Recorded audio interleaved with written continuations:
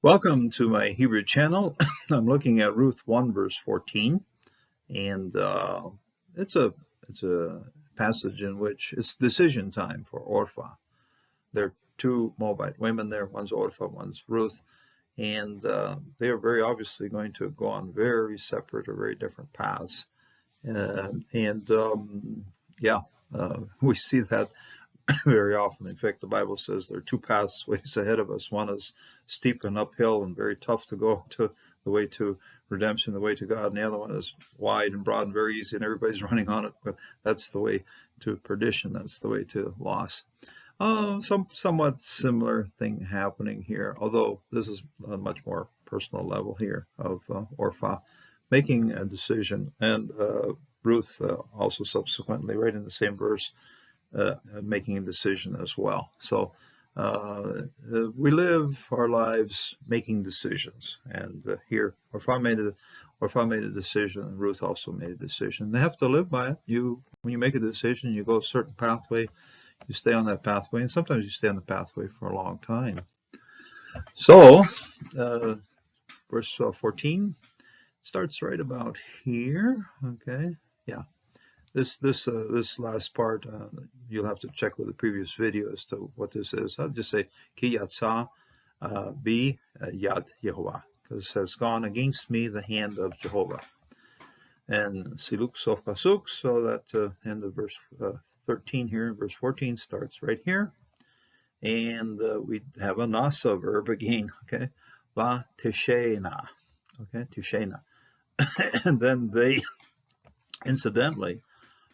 This is what I like to look for verbs that can go down to base roots and base roots. And this one is one of the few times. I don't think there are any other verbs in Sheen that will do this, but this is the nasa. Okay, nun, and there are actually two roots that are very similar, and they are actually probably mean almost exactly the same. That is nun shin nun shin hey and nun shin aleph. Okay, so the first nun here goes through apheresis very easily, and the second one doesn't do it as much. But if it's a hey, it certainly will drop out fast, and aleph might be hanging in there. In fact, up to now we've seen this verb with the aleph still hanging in there, but at this point it's gone down to just a single consonant in the middle. Okay, so this is a grammatically shortened up. It's a very reduced version of nasa. Okay, and so but it's a feminine prefix form with the tau, and also a suffix with na. So this one's feminine. This one's also feminine ending. Okay, and then they lift it up. Okay, then they lift it up. Root, and in dictionaries, the people who will give you what the root is here are going to have to choose between nun shin hey or nun shin aleph, but it ends up being the same thing. So tish shena, okay, and then they lift it up. We've seen this verb. They lifted up the girls. They lift up their voices, and we've seen the lifting up the voices before. And I think before it has a little bit more complete root in it, so you can check back on that one. Just I'll give you an assignment. Go look back, see whether the previous version of this one had a little more complete root to it. So, Betishana, Kolan, okay, their voices. We've seen this one already before. Voices of them, okay. The nun, last nun is feminine, possessive of the voices of them, voice of them. It's a singular, but it has, we understand it as a plural because the women are plural here. Okay, kolan, voices of them. Noun is the pronouns plural. Now, it is what you call a collective type noun. In other words, it is a singular, but it has a plural meaning to it. Okay, kolan, ti. Bekena, and then they wept. Okay, and yeah, beka is in there. Betkaf, to weep, and it has also prefix tau, and it also has a suffix nun hey, which we have here as well. And so then they wept. od, again, okay, again, od. And then the natna, halfway through the verse, and we're going to stop here, put the brakes on, and go ahead again. Va, tishak, and then this is kissed. Now, look at here, you have na, we've got plural verbs all the way through to here, and then all of a sudden the verbs drop to singular. Okay, no na on the end here. We're looking for a na, it ain't there. But the feminine side of it is still there. Okay, there's still the feminine side of this one. So she kissed, and then the subject of this person kissing, the person who's doing the kissing is Orpah. This is a Kamisatuv O Par. Okay, Orpah. The one with all the flowing hair kissed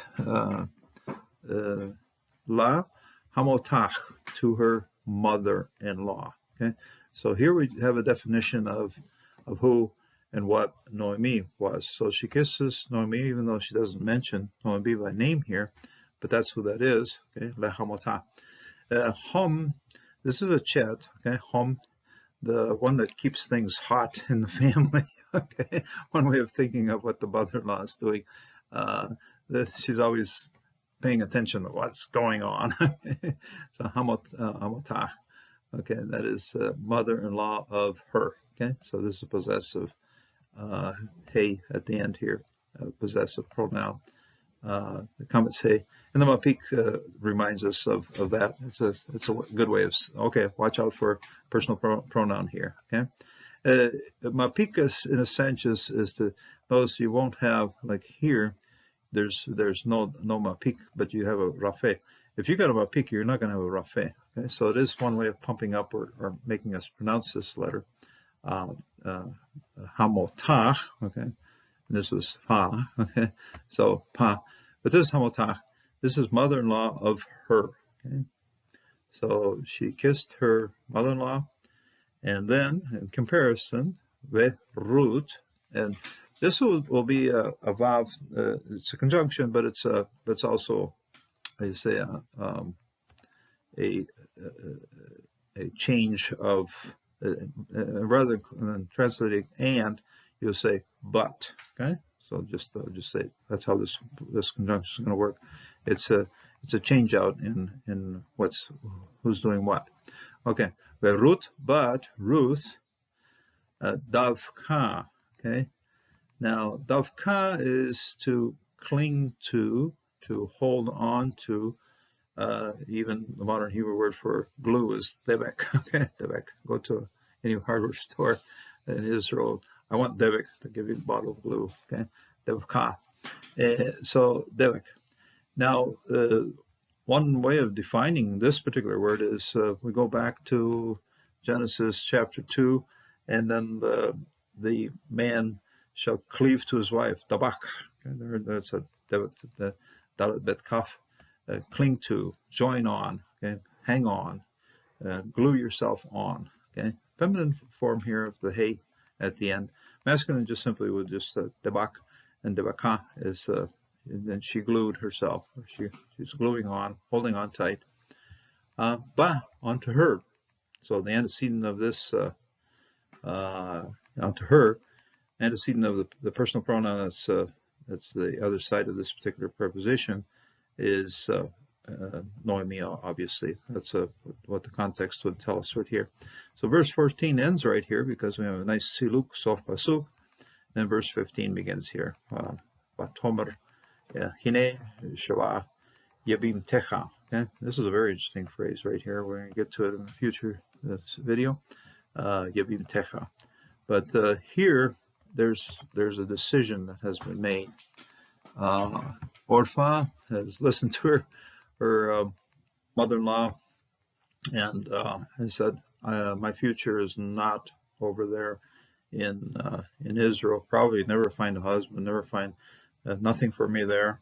And she took her mother-in-law's advice, and when I see Orpah here, I see the flowing hair of her basically rushing back to her own people on her way. Boom, off she goes. and she's made a decision. She's staying with her people, staying with her gods. And so in terms of redemption history, that's all we see of her. That's it. We don't have anything more to know about her. No descendants, no nothing else. It's you're part of history, and you haven't really been faithful to the Lord, and boom, off you go. And your purpose before God has not been realized. So, but the other side here, Ruth, she's holding on. Okay, and there's a difference when troubles and trials come. What do? Run for it, or hold on tight. Okay, and it's quite a difference. Okay, and it really does tell us that in our lives, if we face trials and troubles and make important decisions, it's not a good idea just to run for the hills. It's a good idea to hold on tight. You know what you have to do. You know who you have to stay with. You know who you have to care for. You know who you have to stay with, even though it might be difficult. But if it's the will of the Lord, stick with your family, stick with whoever you have to work with, and because when the Lord shows you His will to stay with a situation, stay with it. Now, if you can't, well, the Lord will also indicate, but usually commitment and dedication are going to go a lot further than just running for the hills. So we do see a difference here. Orpah decides, boom, off she goes, flying off behind her. And incidentally, the other word for this is antelope or gazelle. Okay, so boom, there she goes, running off. In the area where I am now, we see deer running down the road once in a while, and boom, yeah, they're off running. She's off running. She's heading for the hills. But the one that can make commitment and stick with it is along and is for the long term to stick with what she wants to do in service to the Lord. So may God bless, and may God give you dedication and adhesion and stick to it power in your life and in the relationships you have with your family, with your work site, or whatever people you have to work with. God gives you the strength to hang on tight. God bless, and God strengthen you in this day. Until the next time.